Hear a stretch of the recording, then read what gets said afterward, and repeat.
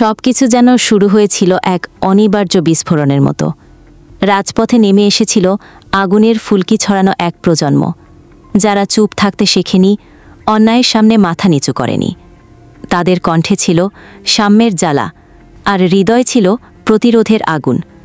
আর ঠিক তখনই হঠাৎ আলোচিত হয়ে ওঠে একটি নাম, ব্যারিস্টার সাইদুল হক সুমন। একসময় তিনি ছিলেন শুধু সামাজিক যোগাযোগ মাধ্যমে দুর্নীতির বিরুদ্ধে লড়াইয়ের প্রতীক।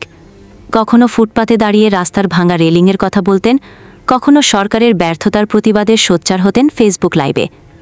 কিন্তু সময় বোধহয় তাকে অন্য এক পথে টেনে নিয়েছে।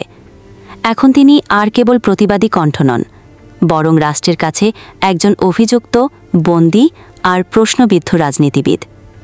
২০২৪ সালের জুলাই মাস।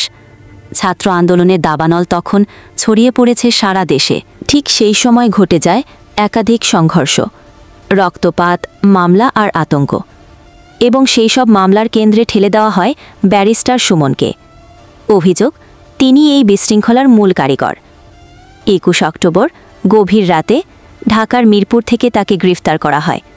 খুনের চেষ্টা, রাষ্ট্রবিরোধী ষড়যন্ত্র, যেন একের পর এক ভয়ঙ্কর তকমা জুড়ে দেওয়া হয় তার নামের পাশে।